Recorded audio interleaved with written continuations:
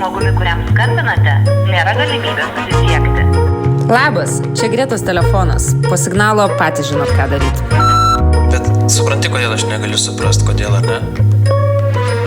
Mes kaip buvom susitarę, sakiau, kad laisvė myliu labiausiai, o tu sutikai ją mylėti kartu. Daryti ją prioritetų. Bet dabar nuomonę keiti ir pyksti dėl to, nes aš nedarau taip, kaip tu nori.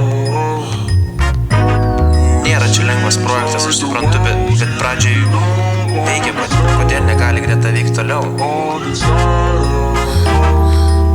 Kodėl diena atrodo ta pati, kodėl akim tu užmerktom geriau girdi, kodėl girdi atsakymą, bet jo matyti negali, kodėl neleidi būti savimi, kodėl į vandenį krenti, kodėl tu pavargsti, kodėl tu pasikeisti negali, kodėl atsakymų tu nerandi, kodėl tu niekad netiki, kodėl save tu naikini, kodėl vėl mėgini, kodėl kvėpuoti negali, kodėl manipuliuoji manimi, kodėl tiki tu mirtimi, kodėl tu nieko neveiki, kodėl tu nuomonę keiti, kodėl tu džiaugtis negali, kodėl kaip skauda tu virki, kodėl tu lieti, kodėl vėl.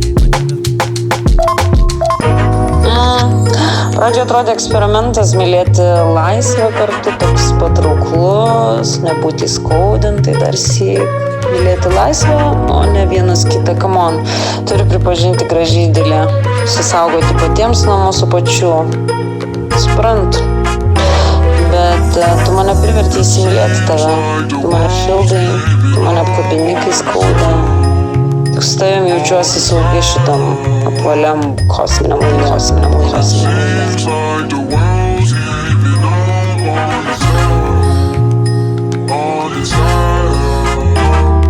Todėl neatsakėme nebūsim kaip visi, todėl gyvensim laisvėj, nesikrausime ateitimi, todėl išsigandai sakai užteks ir nori būti kaip visi, todėl pradėti rūpintis ateitimi, gyventi miesto pakrašty, todėl bus meilės pabaiga, stebuklai vyksta tikine, todėl jauti saugumo mano glėbyje, todėl aš suprantu, kas dedas tavo galvoje, todėl tikiu, kad meilė tęsis tik metus, todėl žmona, vaikai, namai ir daug draugų, todėl su kuo aš filmą nuo pradžių, todėl be dogmų primestų, todėl keliausiu žinomų kelių, todėl nereiks susirūpintis vienas kitų, todėl tiesiog pabūsime, nes būti patogu.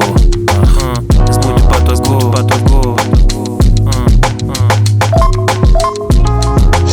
Laisvę praradau senai, kiekvieną kartą gulėdama ir jausdama tave šalia. Net tada, kai tave šalia nėra. Nes būti patogu.